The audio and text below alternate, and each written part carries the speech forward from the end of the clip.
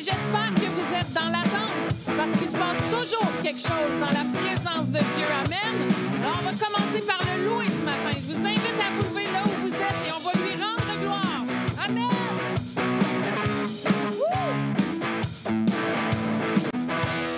Entrons dans sa présence avec reconnaissance, car il est le roi. Sa joie brûle nos cœurs, sa paix chasse nos peurs. Oui, il est notre roi. Yeah.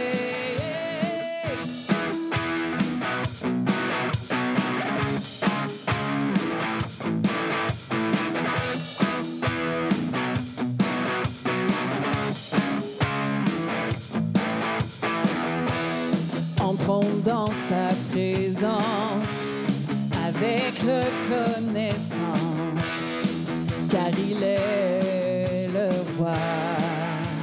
Oh, sa joie brûle nos cœurs, sa paix chasse nos peurs. Oui, il est notre roi.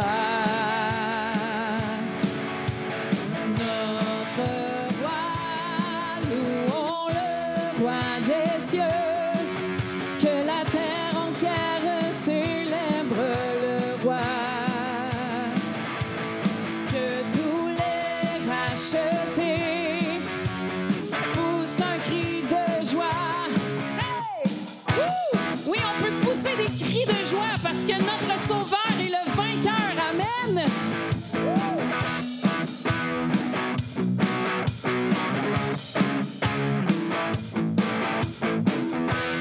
Venons dans ses parvis, à genoux devant lui, car il est le roi.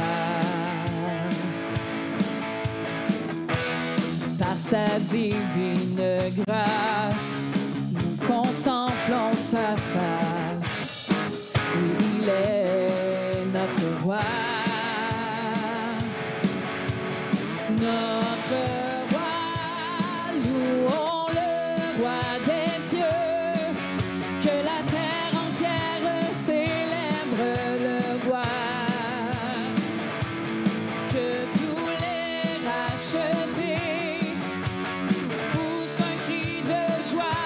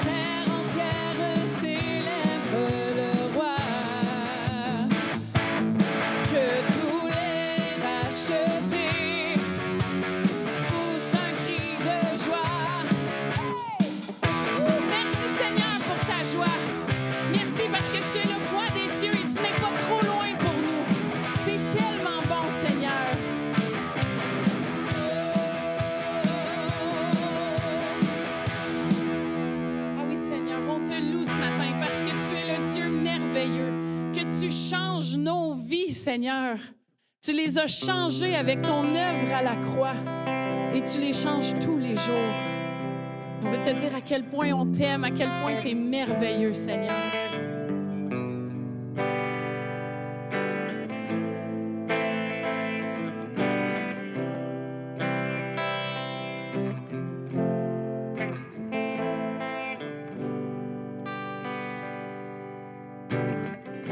Tu étais là dès la création, Fils unique du Dieu très haut.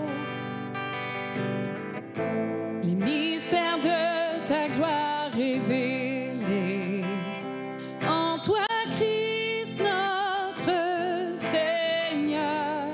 Oh, ce nom est si merveilleux, oh, ce nom est si merveilleux, le nom de Jésus-Christ mon roi.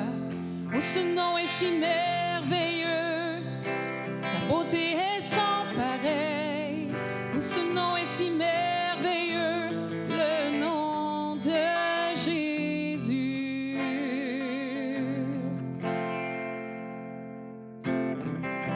Tu n'as pas voulu les cieux sans nous.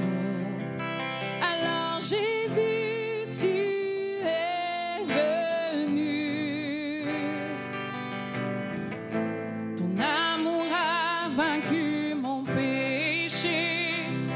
Rien ne peut nous séparer. Oh, ce nom est si glorieux. Oh, ce nom est si glorieux. Le nom de Jésus-Christ mon roi. Oh, ce nom est si glorieux, sa beauté est sans pareil. Oh, ce nom est si merveilleux, le nom de Jésus. Oh, ce nom est si glorieux, le nom de Jésus. La terre a tremblé, le voile s'est déchiré, désarmant la mort et le péché. Les cieux chantent ta gloire, l'écho de ta victoire. Tu es le roi ressuscité. La terre a tremblé, le voile s'est déchiré, désarmant la mort et le péché.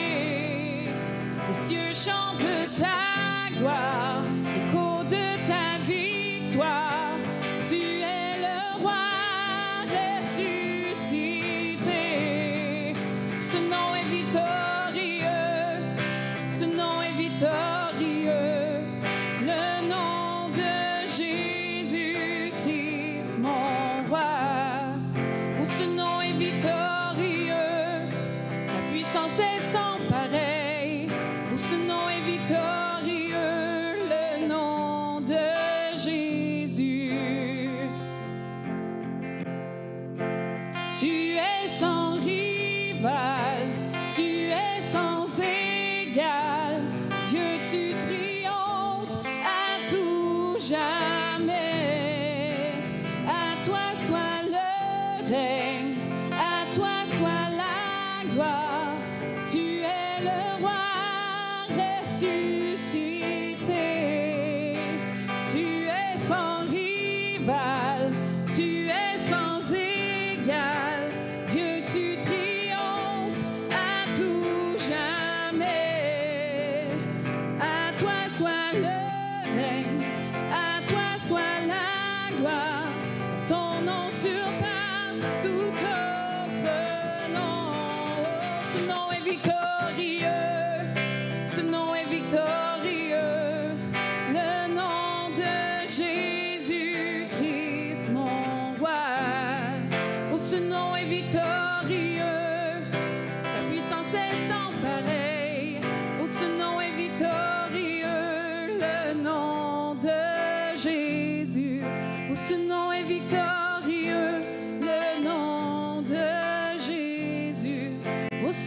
est victorieux, le nom de Jésus. Ce nom est victorieux. Merci Seigneur, parce que ton nom est victorieux, parce que ton nom nous appartient, parce que tu nous as donné ta victoire, Seigneur. Alors merci parce que ce matin, on te loue en tant que peuple triomphant, parce que la mort est désarmée, parce que le péché est désarmé et qu'on peut dire, Seigneur, fais de moi ce que tu veux, parce que je sais que ça va être bon.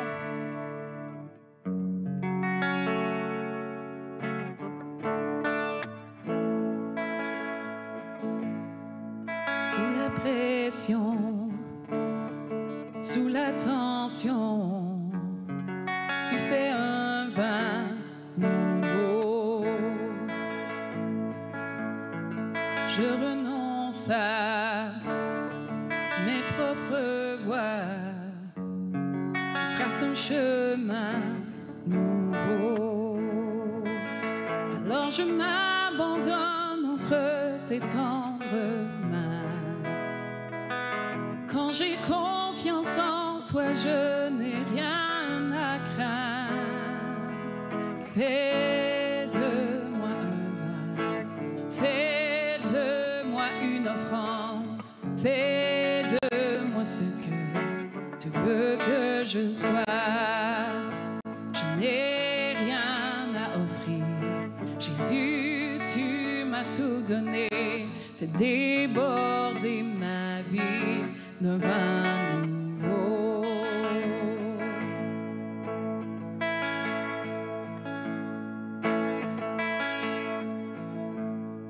Sous la pression, sous la tension, tu fais un vin nouveau.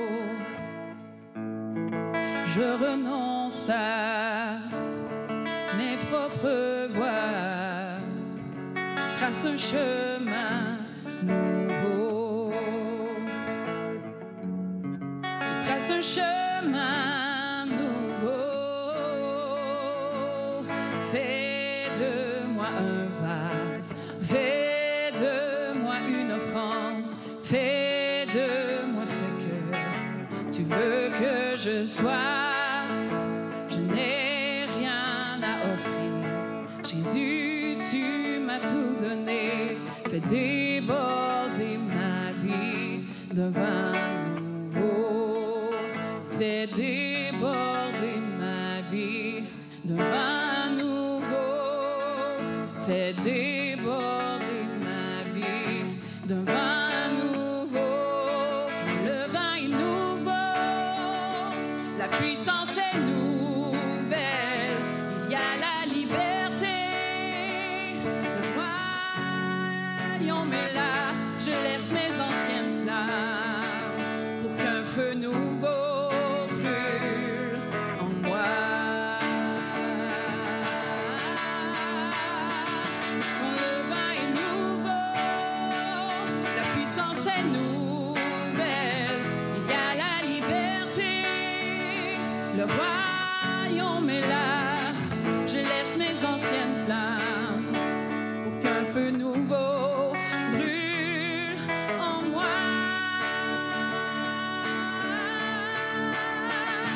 Le vin est nouveau, la puissance est nouvelle. Il y a la liberté. Le royaume est là.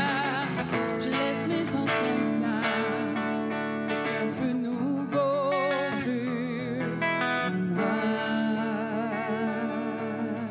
Ah oui, peuple, n'aie pas peur de cette flamme nouvelle que Dieu veut amener. N'aie pas peur de ce vin nouveau. Ça fait pas mal. C'est juste le meilleur que Dieu veut pour son peuple. N'aie pas peur d'être émondé ou d'être passé au pressoir parce qu'une œuvre nouvelle va en naître. Amen. Alors on va le chanter encore. Fais de moi un vase, fais de moi une offrande. Amen. Fais de moi un vase, fais de moi une offrande, fais de moi ce que tu veux que je sois. Je n'ai rien à offrir. Jésus, tu m'as tout donné. Fais déborder ma vie d'un vin nouveau. Fais déborder ma vie d'un vin nouveau. Fais déborder ma vie d'un vin nouveau. Fais déborder ma vie d'un vin nouveau. Quand le vin est nouveau, la puissance est nouvelle. Il y a la liberté. Le royaume est là. Je laisse mes anciennes flammes pour qu'un feu nouveau brûle en moi.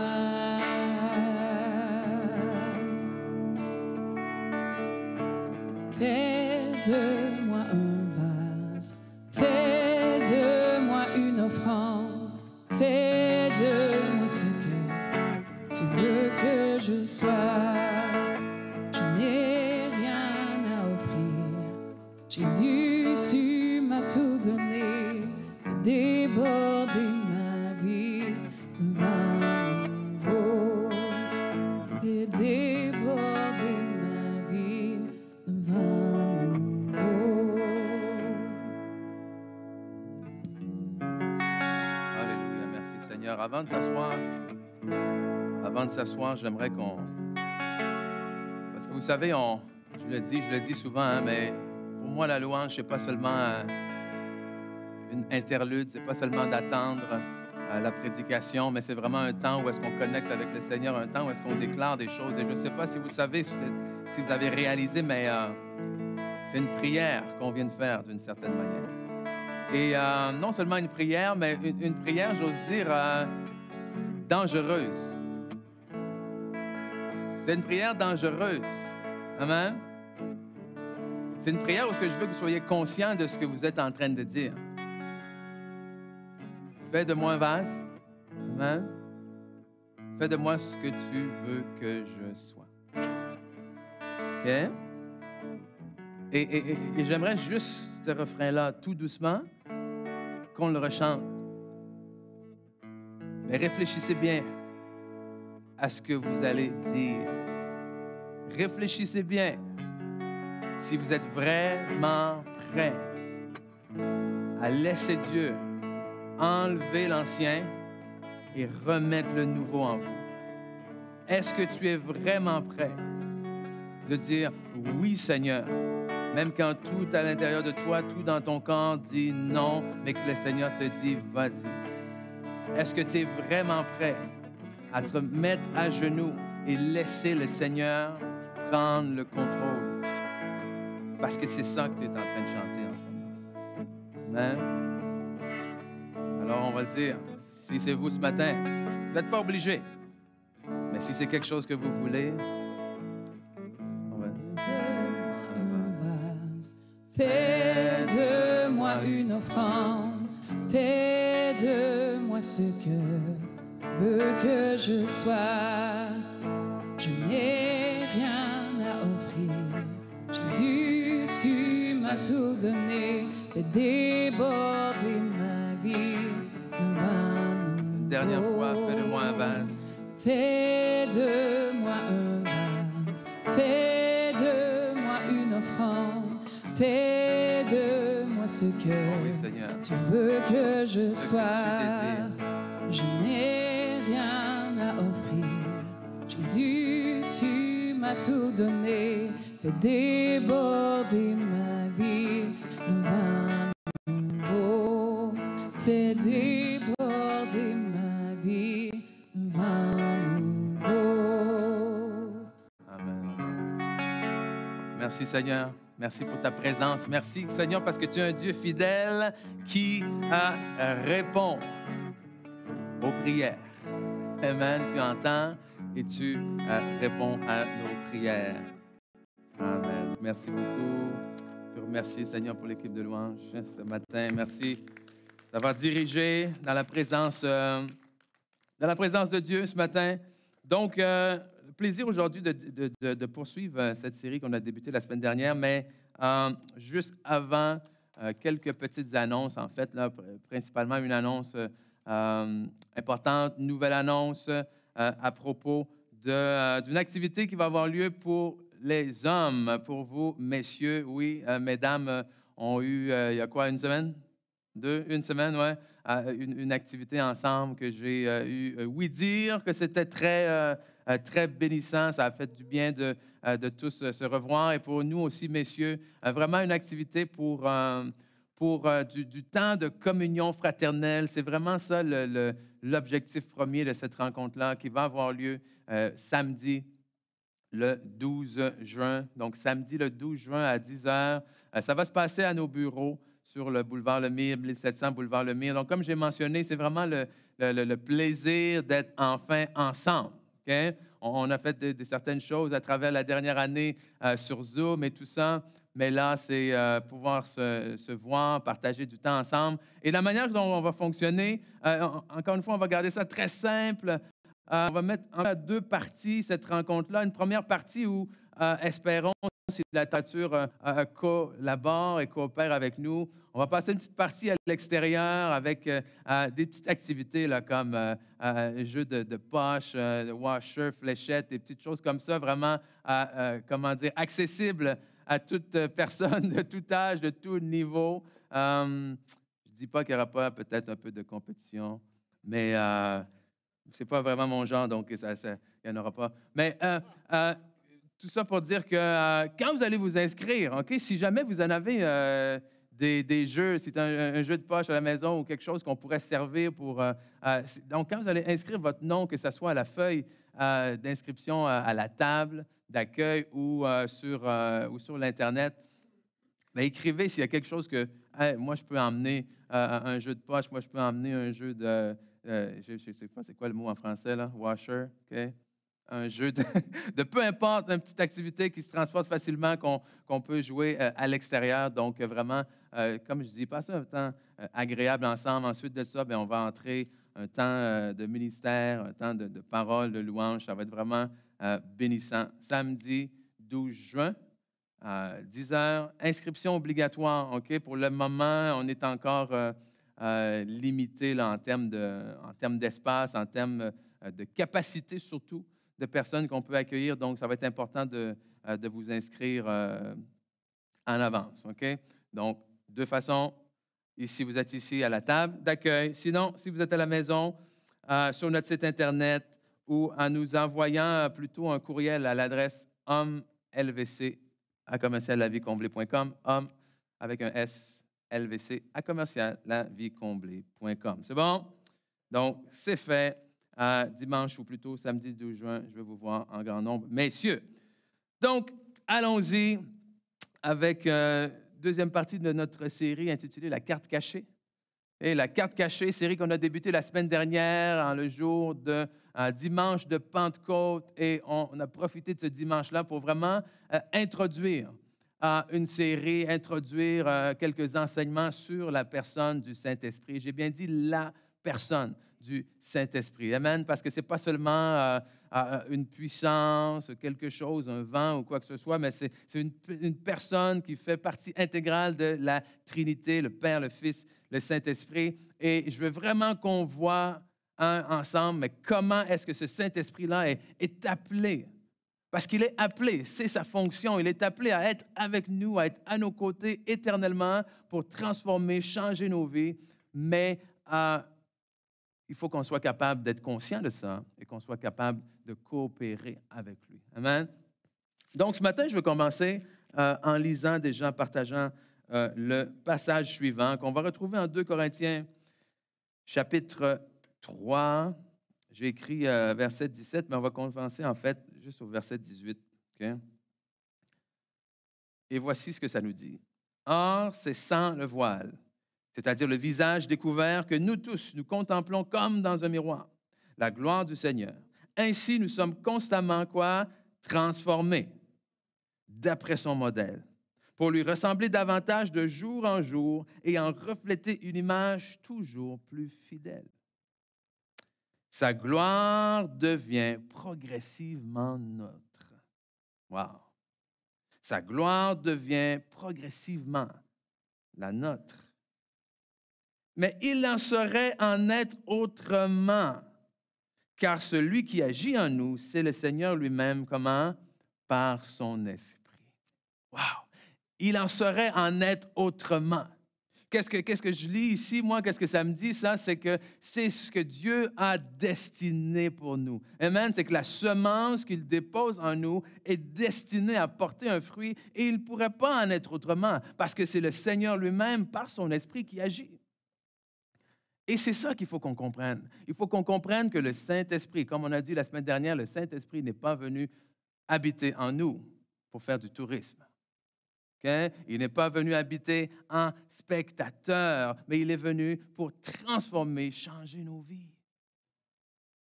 Quand mon épouse et moi, nous sommes mariés, moi, j'habitais chez mes parents et elle avait son appartement. Okay? Donc, évidemment, lorsque nous sommes mariés, je suis allé habiter avec elle, okay? Parce qu'elle avait déjà son appart et ça ne me tentait pas vraiment qu'on aille habiter chez mes parents. Okay? Donc, l'option logique, c'était d'aller chez elle.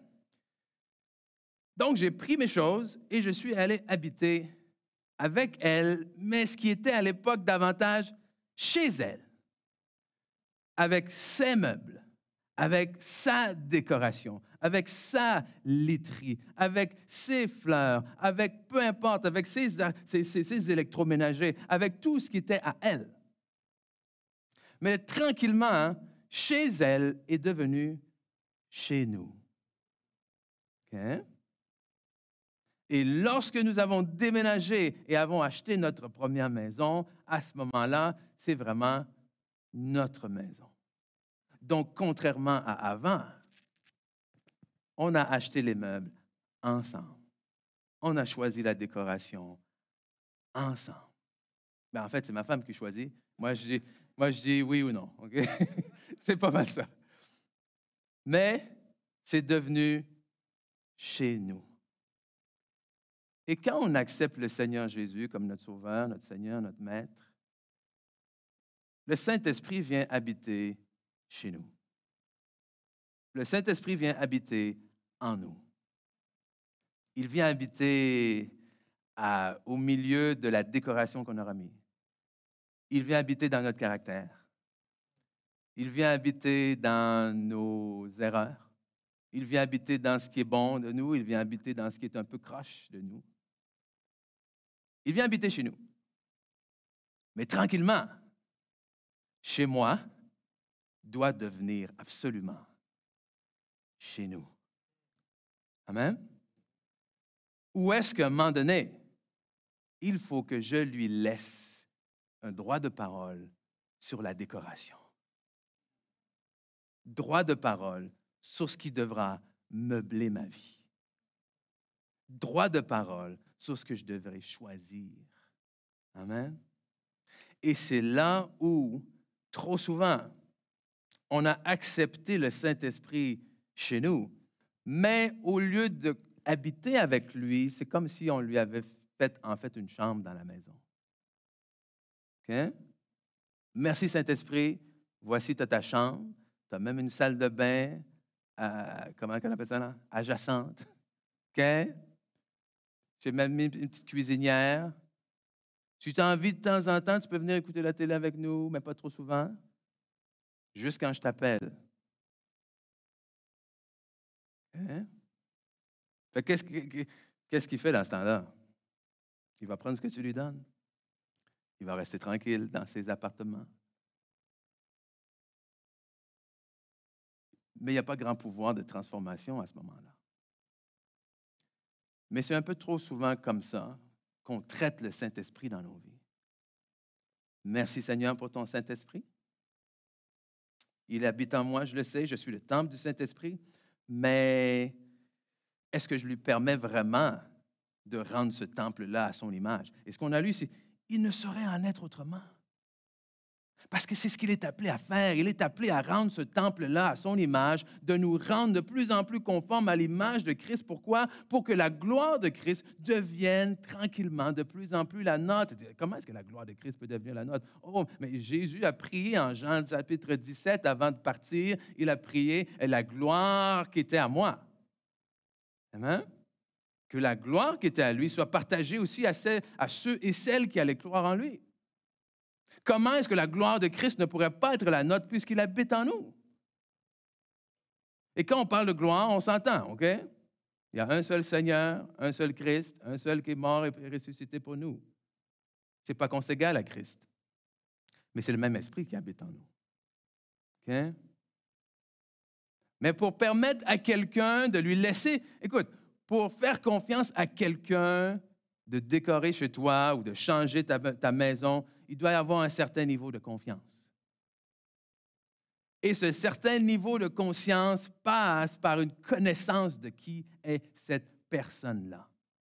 Et de manière dans nos vies à être capable de laisser un peu les guides, laisser les rênes au Saint-Esprit. On a chanté tout à l'heure, ce n'est pas exprès que je vous ai fait répéter. Fais de moi un vase, fais de moi ce que tu veux que je sois. C'est comme, hey, Saint-Esprit, vas-y. Carte blanche, achète la peinture que tu veux, mets ça à la couleur que tu veux. Hein? On le voit des fois dans les émissions de rénovation. Tu as un professionnel de la réno, de la décoration qui arrive, qui lui dit, moi, je ferais ci comme ça, je ferais ça comme ça. Et la personne dit, écoute, je ne le vois pas ce que tu vois, mais je te fais confiance. Et si on est capable de faire ça avec nos maisons, mais pourquoi on n'est pas capable de dire à Dieu, « Oh Seigneur, je ne vois pas ce que tu vois. Je ne comprends pas ce que toi, tu comprends. Où est-ce que tu veux m'emmener? Je ne le sais pas, mais je te fais confiance. » Donc, si tu dis à gauche, je vais aller à gauche. Si tu dis à droite, je vais aller à droite. Amen? C'est comme ça qu'il est appelé à transformer nos vies. Mais pour ça, comme j'ai dit, il faut lui faire confiance et il faut apprendre à le connaître. Et avec Dieu, c'est assez simple, dans le sens où on peut apprendre à connaître Dieu en examinant ce qu'il fait. Okay? Dans le sens où nous, des fois, les êtres humains, on est incohérents. Nos agissements et nos paroles sont parfois incohérents avec ce qu'on pense réellement. Okay? Je pensais avoir plus de « amen » que ça. Je vais reculer. Je suis parfois incohérent parce que je suis un être humain, le seul ici dans la place, avec des faiblesses, puis que des fois, je fais des choses que ça ne me tente pas vraiment de faire. Je dis oui alors que ça me tente plus de dire non. Des fois, je fais comme « Ah, c'est génial » alors que je ne trouve pas ça génial. Non? OK.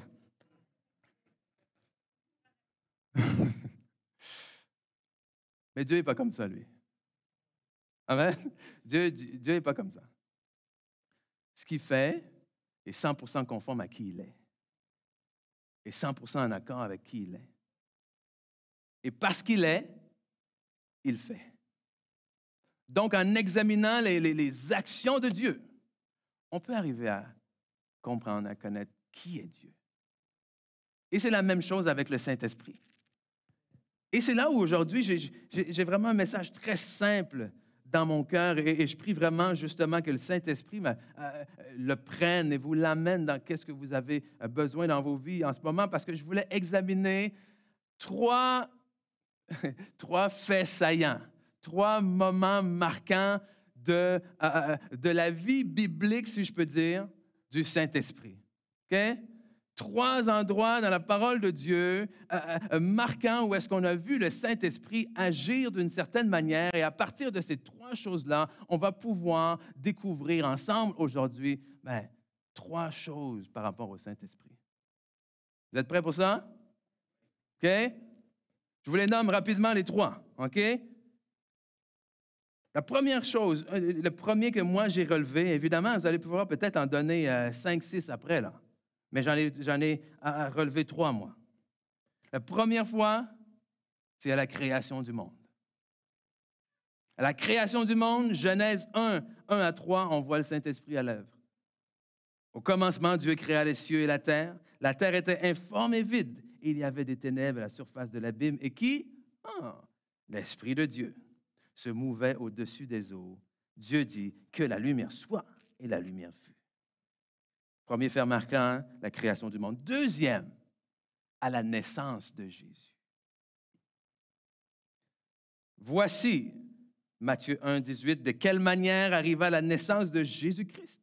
Marie, sa mère, avait été fiancée à Joseph, se trouva enceinte par la vertu de qui? Du Saint-Esprit. Avant qu'ils eussent habité ensemble. Troisième chose, finalement, à la résurrection de Jésus. Romains 8, 11 nous dit, « Et si l'esprit de celui qui a ressuscité Jésus habite en vous, celui qui a ressuscité Christ d'entre les morts rendra aussi la vie à votre corps mortel, comment? Par son esprit qui habite en vous. » OK? Trois faits saillants, trois faits marquants de la vie biblique, vous comprenez, OK? Du Saint-Esprit à la création du monde, à la naissance de Jésus et à la résurrection du Seigneur. Et qu'est-ce que j'arrive, à quelle conclusion j'arrive et sur laquelle je veux qu'on développe ensemble ce matin? C'est qu'à la lumière de ces trois faits-là, on peut dire que le Saint-Esprit est un esprit de vie. Amen? On va dire ensemble ce matin, le Saint-Esprit est un esprit de vie. Un esprit de vie, pourquoi? Parce que premièrement, à la création, qu'est-ce qu'il a fait?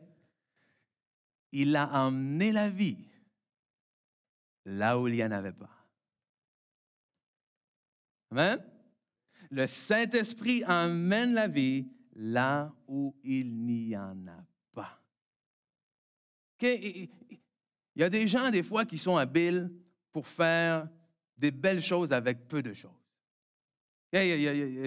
Ayant étudié un peu en cuisine, je me souviens à un cours, il fallait être habilité, ou plutôt, il nous donnait des idées pour faire des repas avec pas grand-chose.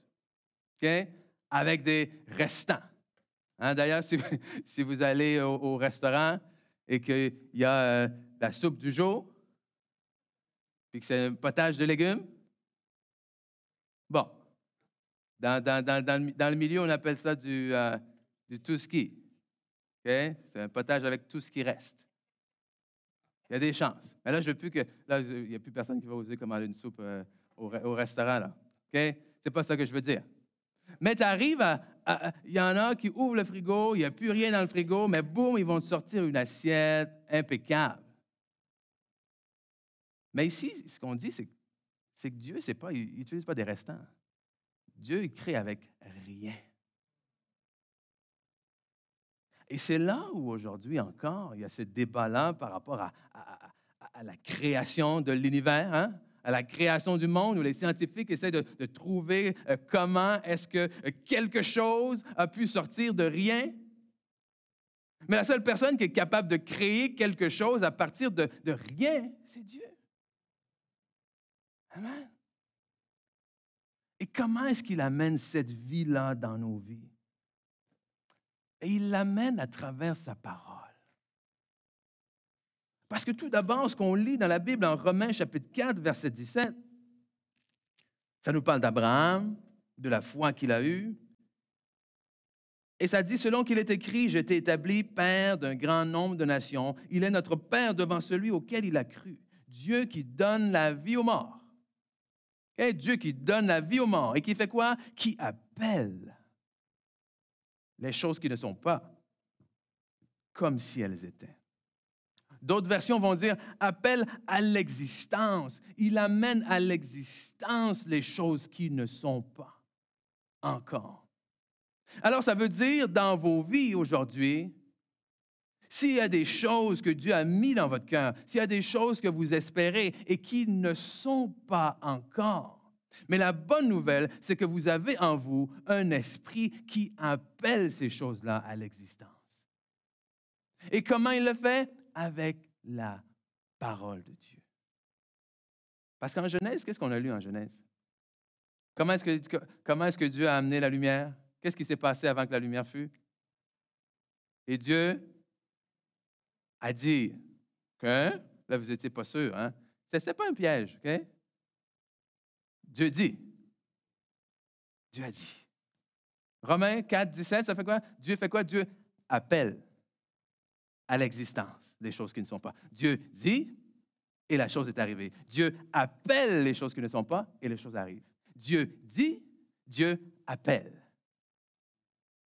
Dieu crée avec sa parole. Le Saint-Esprit était là. Il n'y avait rien. Et il n'y a rien qui s'est passé. Tant aussi longtemps que Dieu n'a pas dit. Mais quand Dieu a dit, quand Dieu a déclaré sa parole sur les choses, le Saint-Esprit qui était là, boum, a agi. Et c'est exactement de la même façon que ça se passe dans nos vies. Parce que nous, quand on ne voit rien, qu'est-ce qu'on fait? Ah, c'est ça qu'on fait. Ben là, je ne vois rien. Mais le Saint-Esprit, il est là. Qu'est-ce qu'il fait? Il fait exactement ce qu'il a fait à la création. Il se meut dans vos vies. Il se promène dans ta vie. Il habite en toi. Et qu'est-ce qu'il fait? Il attend simplement que tu déclares la parole de Dieu. Et là, il dit, vas-y. OK? C'est toi. C'est pas moi qui va le faire. C'est toi qui vas déclarer la parole. Il dit, dis-le-moi. Dis-le-moi que tu es sauvé. Dis-le-moi que tu es la tête et non la queue. Amen. Dis-le-moi que tu es plus que vainqueur. Mais à la place, qu'est-ce qu'il entend? Là, il bouge puis il entend, je ne suis pas capable. Oh.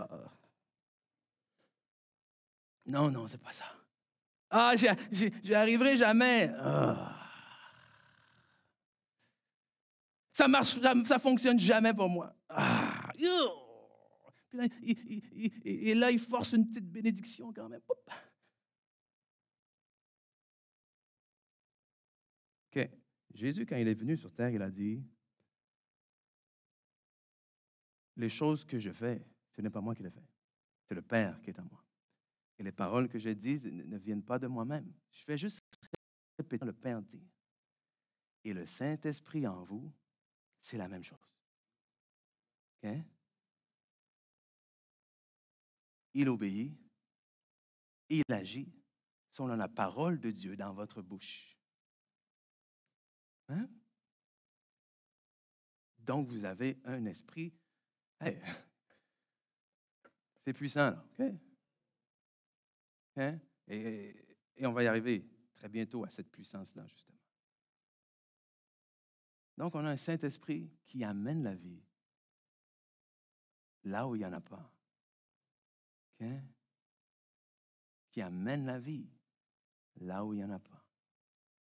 Mais non seulement ça, mais ce qu'on peut voir aussi à la naissance de Jésus, c'est qu'on a un esprit qui donne vie au surnaturel en passant par le naturel.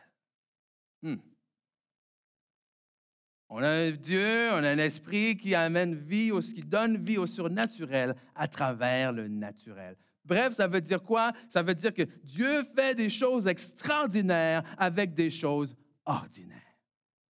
OK? OK, vous n'avez pas l'air à comprendre. Une vierge n'est pas supposée d'avoir un enfant. C'est correct, ça? C'est pas supposé. Donc, non seulement il fait quelque chose avec rien, mais des fois, il prend ce qu'on a, qui n'est pas supposé produire telle chose, et il y arrive quand même. Et là, il y en a beaucoup peut-être, c'est que tu dis, avec le diplôme que tu as, tu n'es pas supposé de pouvoir décrocher cet emploi-là. Avec l'arrière-plan que tu as, tu n'es pas supposé, amen, arriver à telle place. Et il y en a des fois dans vos vies, des fois on dit ça, je pars déjà avec 2 prises. OK. Partez avec 2 prises, partez avec 3 prises, peu importe. Dieu est capable de faire sortir le surnaturel en utilisant quelque chose de naturel. Et on le voit partout à travers la parole. Bâton naturel de Moïse. Comment est-ce qu'un bâton est supposé d'être capable de diviser la mer en deux? Amen? Hey, on le voit constamment. Est-ce que Sarah, la femme d'Abraham, est supposée enfanter? Elle n'est pas supposée enfanter. Et il y a des gens, aujourd'hui, je le sais, vous avez abandonné d'une certaine manière la promesse de Dieu. Pourquoi? Parce que vous vous êtes limité au naturel.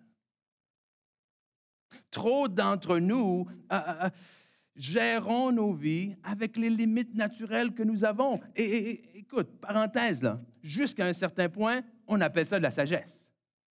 Dans le sens où, OK, la limite entre la foi et la folie, on dit, elle est très mince. Okay? Mais on se dit, écoute, je suis de telle origine ethnique, j'ai tel âge, j'ai tel niveau d'éducation, j'habite dans telle place. Donc, si je rentre toutes ces données-là dans un ordinateur, ça va me donner ce à quoi je suis en droit d'aspirer. Et je vais bâtir ma vie à l'intérieur de ces paramètres. Et je vais être content et satisfait. Et si je dépasse un peu, je vais me dire, wow, c'est génial. Mais on n'a pas un Dieu qui est limité à ça, non? Amen? Vous n'avez pas un Dieu qui est limité à ça. Écoute, la Bible, mes amis, la Bible nous dit que Dieu pouvait prendre les pierres, les changer en pain. Pensez qu'il y a quelque chose qu'il ne peut pas faire maintenant? Amen? Emmenez le peu que vous avez. Le miracle, la multiplication des pains et des poissons, c'est quoi? Est-ce que 5 pains et 2 poissons sont supposés nourrir une foule? Je vais vous donner la réponse, non. Ce n'est pas supposé. Mais vous savez quoi? On n'est pas supposé, nous non plus, pouvoir aspirer à la vie que Dieu nous a donnée. Mais il nous l'a donnée par son amour. Et Dieu a décidé de venir habiter en nous. Pour une raison qui, honnêtement, des fois, m'échappe encore. Mais il a décidé de venir habiter en nous et veut justement montrer au monde entier le témoignage à quel point il est extraordinaire. Comment est-ce que Dieu va... Écoute, comment est-ce que Dieu peut montrer à quel point il est extraordinaire? En utilisant les choses les plus ordinaires. OK? Parce que quand tu payes quelque chose de cher, là, ben, tu t'attends à ce que ça fonctionne. Allô? Tu t'émerveilles pas, je n'ai pas d'exemple d'objet en ce moment, mais tu t'émerveilles pas quand tu as payé quelque chose, la totale, puis que ça fonctionne. Ouais, ça marche. Bien, j'espère au prix que tu as payé que ça marche. Mais si tu l'as eu de seconde main, puis si tu l'as trafiqué un peu, chose que je suis incapable de faire, et si tu, écoute, et que là, tu le pars, puis ça fonctionne, là, tu fais quoi? Tu sautes, tu te réjouis. Pourquoi? Parce que ce n'était pas supposé fonctionner. Amen? Et la plupart de nos vies, honnêtement, ne sont pas supposées d'avoir fonctionné. Il y a des gens ici ce matin ou qui écoutent à la maison, vous n'êtes même pas supposés d'être rendus à ce que vous êtes dans votre vie. Allô? Puis je pense que juste pour ça, là, on devrait dire merci à Dieu. Amen? Merci à Dieu. Merci parce que j'aurais pu tourner bien pire que je le suis maintenant. Tu penses que je suis mauvais maintenant? Oh, c'est parce que tu ne m'as pas vu avant. Hein?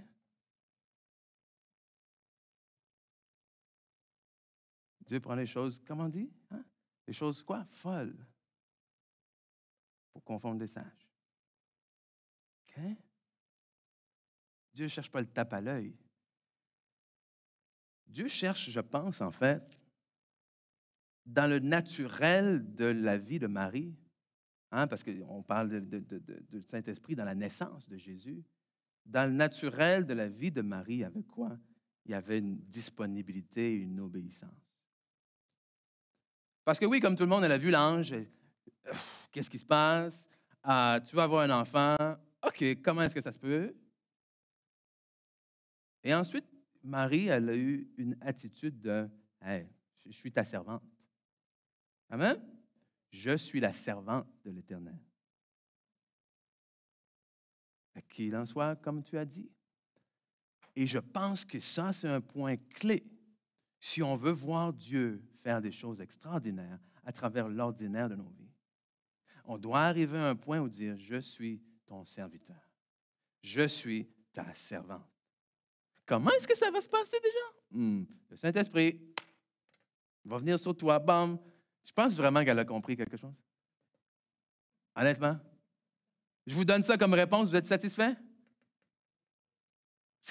C'est comme, écoute, désolé, j'ai pas couché avec un homme encore, jamais dans ma vie. Comment tu veux que je tombe enceinte? Bien, le Saint-Esprit va venir sur toi, puis là, boum, tu vas avoir un enfant. Ça va être le Fils de Dieu, il va sauver l'humanité. Ah, c'est correct, c'est bon, merci. Ah, non. Non, mais elle a dit, c'est correct. Vas-y, c'est ça le plan? Vas-y. Tu as besoin d'un corps naturel pour emmener sur terre le surnaturel? C'est quand on dit que ta volonté soit faite sur la terre comme au ciel, Dieu a besoin de corps naturel pour emmener sur terre le surnaturel. Donc la question maintenant, c'est sommes-nous disponibles? Êtes-vous disponible et êtes-vous prêt à dire oui? Hein? Parce que disponible et oui, c'est pas toujours la même chose. C'est bon d'être disponible. Okay? C'est comme quand tu es au travail, hein? Tu as ton horaire, tu as des disponibilités, mais là, on t'appelle, oui, tu es disponible, mais ça ne te tente pas de le faire, ce chiffre-là. Fait que tu dis non.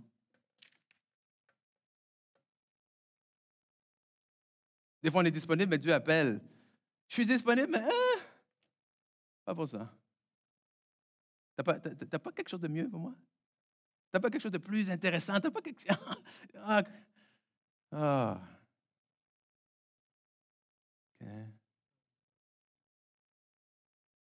Mais ça devrait vous encourager. Parce qu'en fait, ce point-là, ça nous dit, qu'as-tu dans ta main? Qu'as-tu dans ta main? Hein? Parce que c'est ce qu'il a dit à Moïse. Hein? Qu'as-tu dans ta main? Parce que notre réflexe à nous, c'est quoi? C'est de dire, hey, je vais te dire ce que je n'ai pas dans ma main. Je n'ai pas d'argent, je n'ai pas d'éducation, je n'ai pas d'amis, je n'ai pas de ci, je n'ai pas ça, je n'ai pas de temps, il me manque ci. Si j'avais ça, le jour que je vais avoir ça, il ne me reste pas beaucoup de temps. Là, quand je vais avoir fini ça, ça va aller mieux. Quand je vais aller là, ça va aller mieux. Puis des fois, comme ça, on pense que quand on va avoir franchi cette étape-là, boum, toute notre vie va être réglée, puis qu'il n'y a rien d'autre qui bouge en même temps dans la vie jusqu'à ce que j'aille... Non, c'est pas comme ça que ça fonctionne. Non. Et Dieu dit non. Qu'as-tu dans ta main maintenant? C'est ça que je vais utiliser. Je pourrais continuer longtemps sur ce point-là. C'est quoi le concept, le principe avec Gédéon? C'est exactement la même chose. Quand Dieu a envoyé Gédéon et son armée, qu'il a réduit l'armée à 300, passant de plus de 20 000 à 300, de 20 000 à 300, Dieu a dit spécifiquement pourquoi il le faisait. Il dit, je ne veux pas que s'ils gagnent, ils prennent le mérite de la victoire. Je ne veux pas que s'ils gagnent, ils pensent qu'ils ont gagné par leur propre force. Et on ne veut pas que le monde croie que si on arrive à accomplir quoi que ce soit dans nos vies, c'est par nos propres forces. Non, on veut être le témoignage de gens ordinaires qui vivent des vies extraordinaires. Pas parce qu'on est plus intelligent que les autres, mais parce qu'on a la vie elle-même qui habite en nous. Amen. Mais pour ça, on ne peut pas avoir les pieds, un pied de chaque côté. OK? Hmm. Passons. Même chose. Ce qu'on voit au niveau de la résurrection. OK? Vous êtes encore là? Amen. On voit au niveau de la résurrection qu'en fait, le Saint-Esprit redonne la vie là où il n'y en a plus. Là où elle a été perdue. OK, c'est différent. Au début, on a vu qu'il donne la vie là où il n'y en a pas. Il n'y a jamais rien qui a existé. Okay, c'est dans le rêve, c'est dans la vision, c'est dans les promesses, c'est qu'il apporte à l'existence que Dieu nous a promis. Mais là, on voit qu'il redonne la vie à quelque chose qui a déjà existé, mais qui a été perdu. Est-ce que vous avez déjà perdu quelque chose? Et je ne parle pas de perdre ces clés-là. Vous avez déjà perdu quelque chose qui vous était cher? Vous avez déjà perdu un mariage? Vous avez déjà perdu une relation? Vous avez déjà perdu une carrière, un emploi? Vous avez déjà perdu la santé? Vous avez déjà perdu quelque chose pour laquelle vous aviez travaillé fort et pour laquelle vous pensiez qu'il allait avoir une autre issue à ça?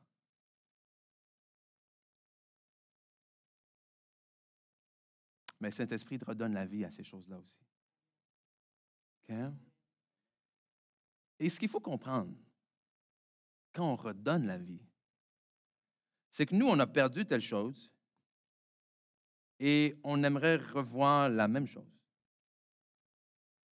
Mais quand Dieu ramène à la vie, hein, quand Christ est revenu à la vie, il n'est pas revenu à la vie le même homme qu'il était avant. Amen? Que quand Dieu a amené quelque chose à la vie dans votre vie, il ne veut pas juste vous ramener ce que vous aviez avant. Il veut vous redonner quelque chose de plus glorieux. Amen? Quelque chose de plus grand, quelque chose de meilleur pour ce qui s'en vient plus tard. Et Éphésiens 1, Éphésiens 1, 19 et 20, prière de l'apôtre Paul, je vous le lis dans la version Parole vivante. Quand il prie pour eux, il leur dit qu'il prie que vous puissiez comprendre, que vous preniez conscience, écoutez bien ça, de quoi? De l'étendue incommensurable. C'est quand la dernière fois que vous avez utilisé ce mot-là dans une phrase? Hein? Incommensurable. Du pouvoir dont il dispose envers qui? En notre faveur. En la faveur de nous qui plaçons notre confiance en lui. Et c'est là, verset 20.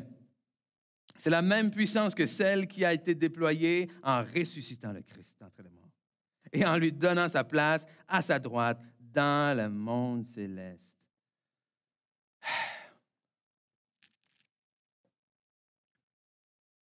La même puissance. Okay? On va le dire ensemble, la même puissance.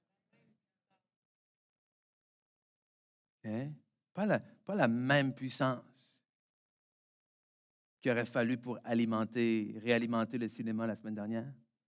Okay? Pas la même puissance qu'il faut pour chauffer votre maison. Pas la même puissance pour démarrer la voiture. Non. La même puissance que pour ramener le Fils de Dieu d'entre les morts. Cette même puissance-là, la même, pas détériorée depuis 2000 ans, là. OK? La même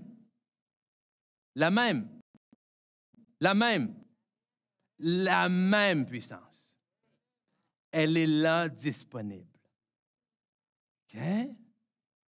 Vous imaginez? Okay? Des fois, j'ai des images comme ça un peu folles. Imaginez, vous étiez rempli à bloc là, d'électricité. OK? La première chose que je ferais, là, c'est de tester ça sur Daniel ici. Pouf! OK? Si la même puissance pour alimenter un quartier habite en moi, puis, je pense que j'appellerais tous mes amis pour savoir s'ils ont des problèmes d'électricité. Hey, t'as-tu un problème? T'as-tu quelque chose à brancher? Hein? C'est fini les interrupteurs à la maison maintenant, là. Je rentre à la maison, je mets mon doigt dans la prise d'électricité. Pah! OK. Mais par cette même puissance-là, tout ce que tu touches est supposé revenir à la vie.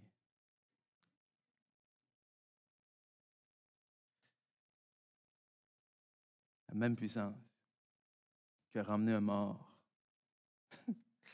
après 3 jours. Hein. Cette même puissance, elle habite en moi. Hein? Et c'est toujours le moment un peu malaisant où est-ce que je m'arrête et je vous demande, qu'est-ce qui ne peut pas revenir à la vie dans votre vie alors?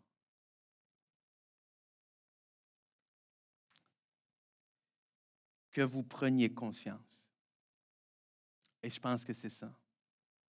On est tellement habitué des fois d'aller à l'église, d'entendre la même puissance qui a ressuscité Christ d'entre les morts habite en moi. Que, est-ce que tu sais vraiment ce que ça veut dire? Ça veut dire qu'il n'y a rien dans ta vie que Dieu a appelé à vivre qui doit rester mort.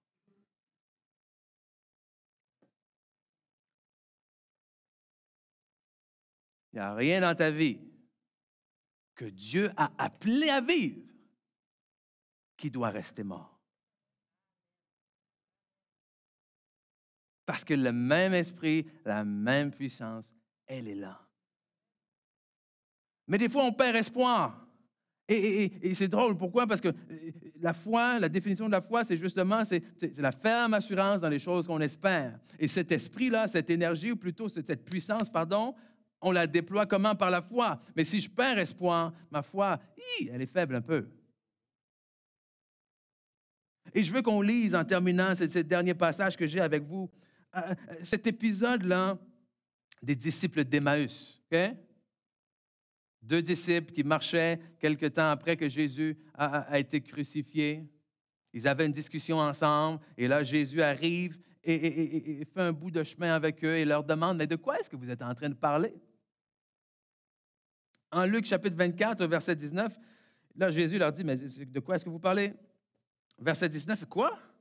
Leur dit-il. Et ils lui répondirent ce qui est arrivé au sujet de Jésus de Nazareth. Ils ne l'ont pas reconnu, ils ne savent pas que c'est lui. Qui était un prophète puissant en œuvre et en parole devant Dieu et devant tout le peuple. Et comment les principaux sacrificateurs et nos magistrats l'ont livré pour le condamner à mort et l'ont crucifié. Verset 21, c'est ce que je veux que vous souligniez. Nous espérions.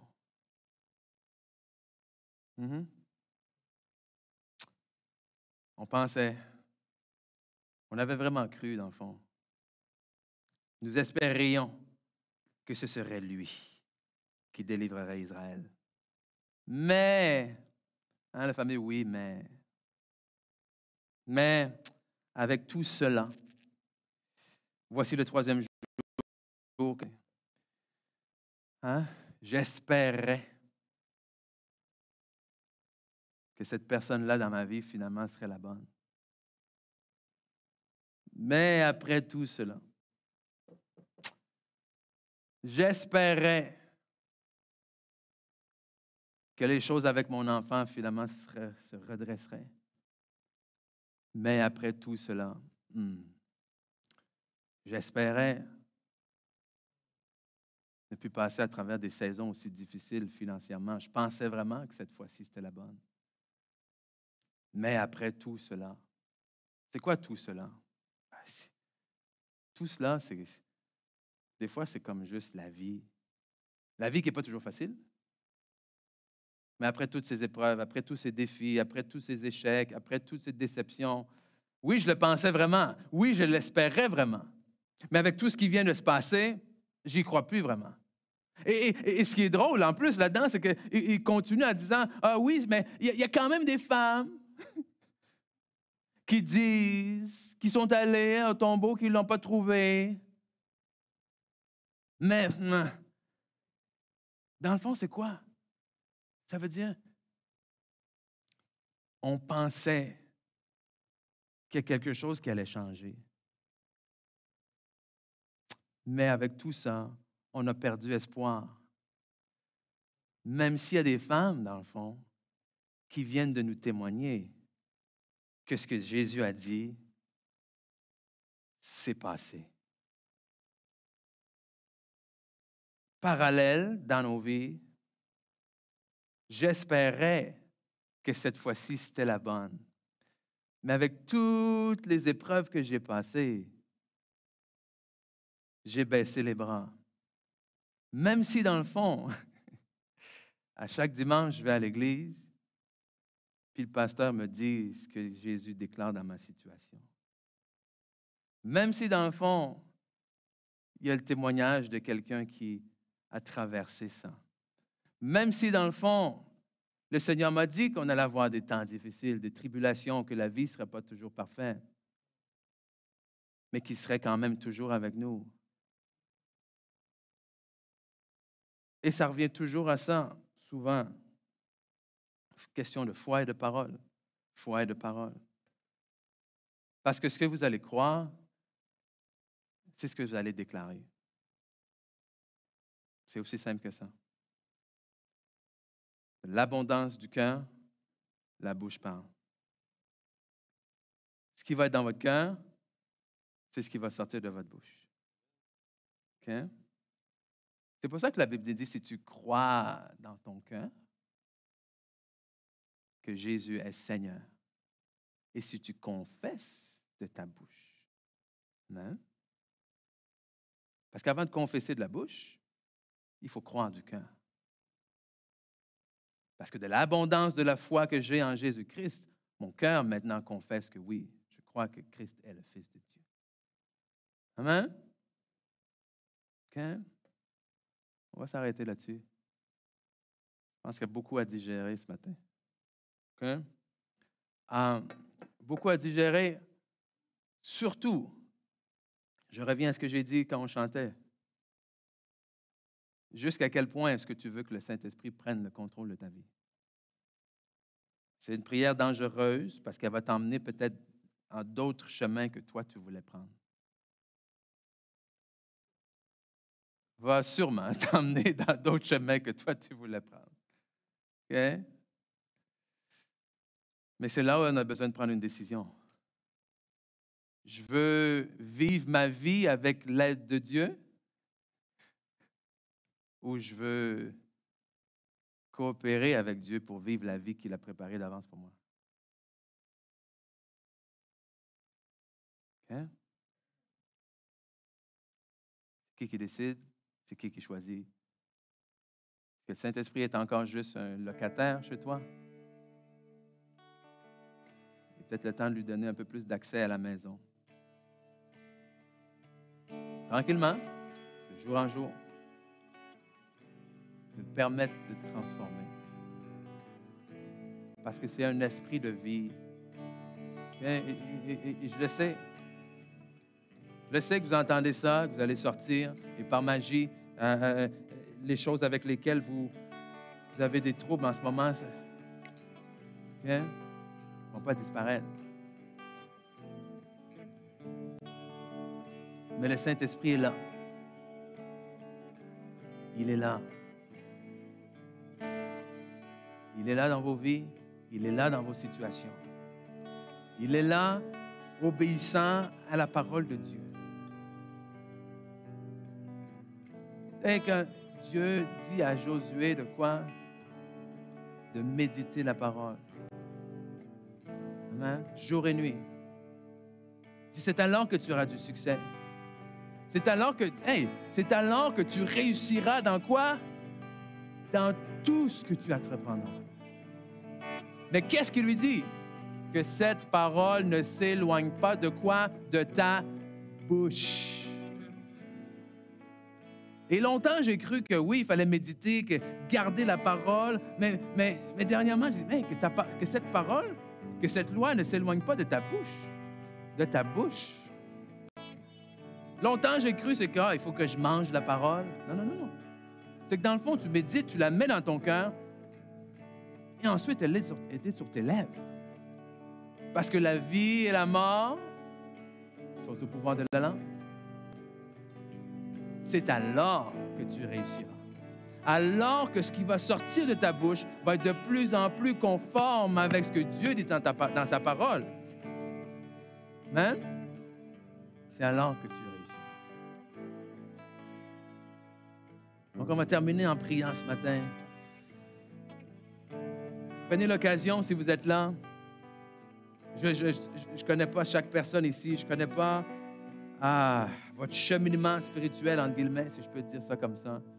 Je ne connais pas où que vous en êtes avec le Seigneur. Je ne connais pas où que vous en êtes avec le Saint-Esprit. Peut-être qu'il est à peine rentré chez vous. Peut-être qu'il est encore seul dans sa chambre. Mais ce matin, je vous invite à prendre ces quelques instants pour lui faire plus de place. Amen. Pour l'inviter. Donc, Saint-Esprit, Oh, hallelujah. Ma prière, comme l'apôtre Paul, c'est que vous preniez conscience, que nous prenions conscience de l'étendue incommensurable du pouvoir qu'il dispose en notre faveur. Donc, merci pour ta présence, Saint-Esprit. Merci que tu es là, fidèle, agissant dans nos vies, même lorsqu'on n'en est pas conscient, même lorsqu'on ne pense pas à toi. Aide-nous justement à être plus conscients de ta présence. Aide-nous à remplir nos cœurs de ta parole, oui, parce que c'est le Saint-Esprit qui a inspiré la parole de Dieu.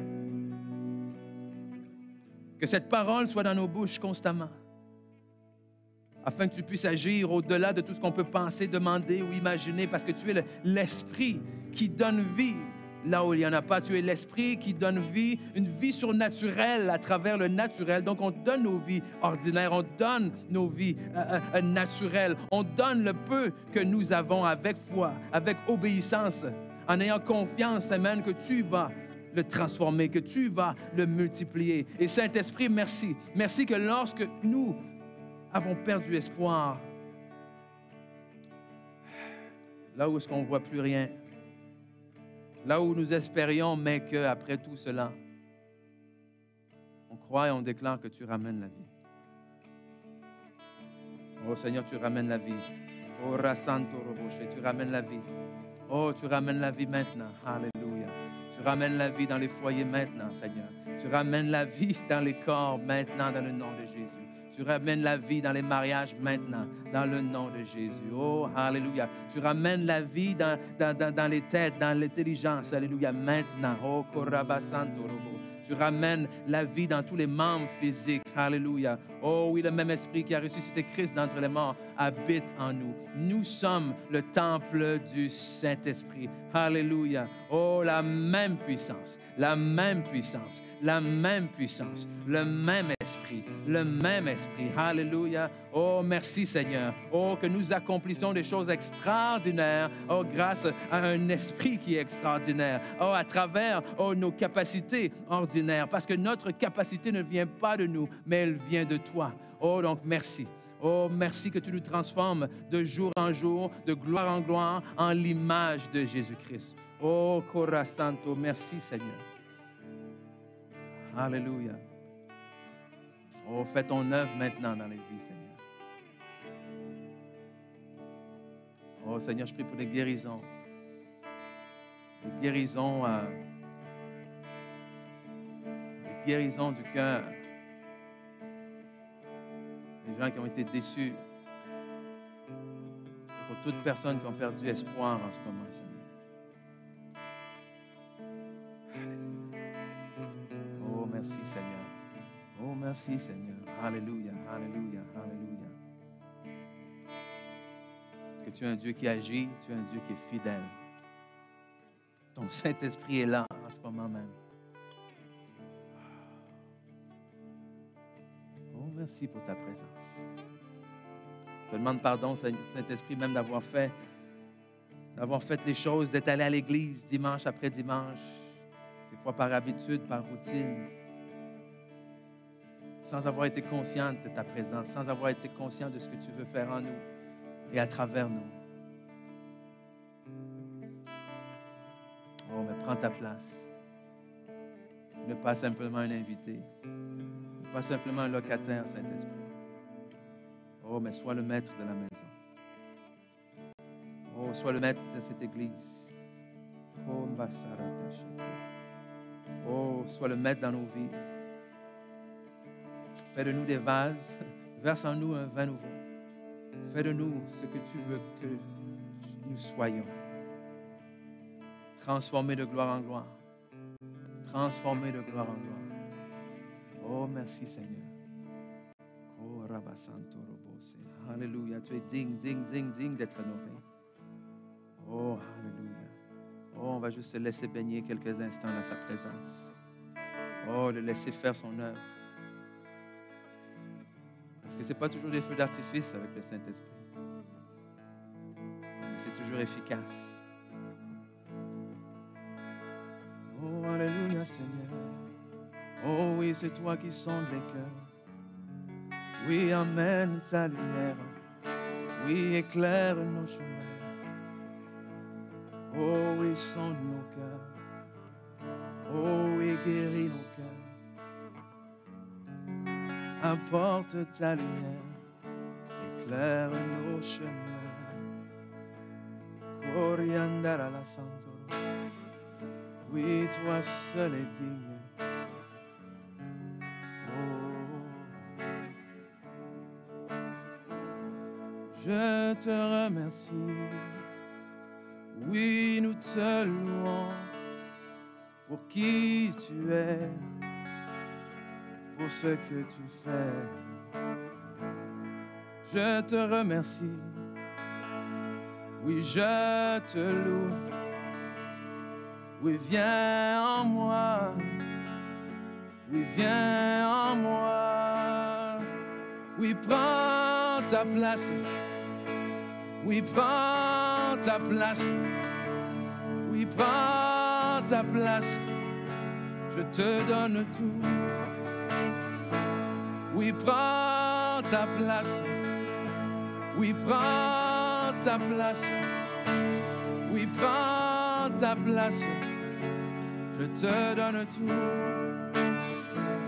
Tout ce que je suis. Tout ce que je suis. Oh, oh, alléluia, Seigneur. Oh, alléluia, Seigneur. Gloria Sando Shire. Oh.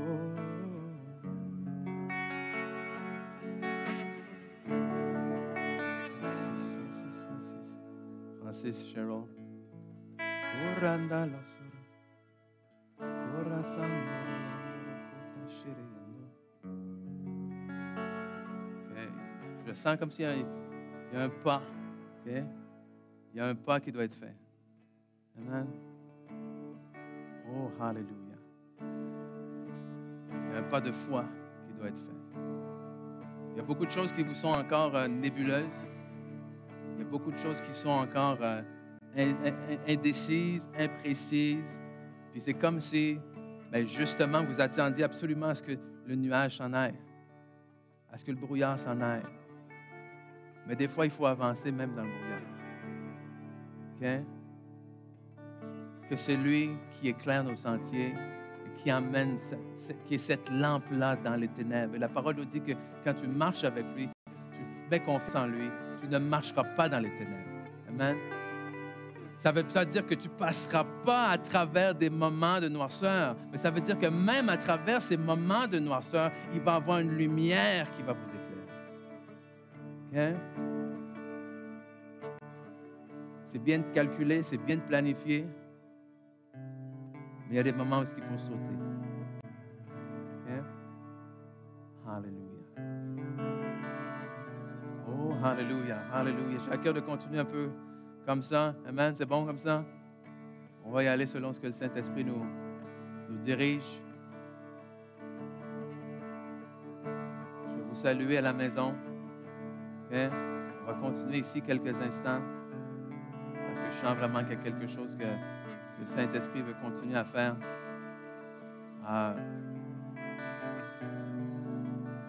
Priez. Si vous êtes là, si vous nous écoutez à la maison, faites de la place pour le Saint-Esprit dans vos vies. La première chose à faire, c'est justement de croire que Jésus-Christ est le Seigneur, est le Maître. Et après, c'est de lui faire confiance.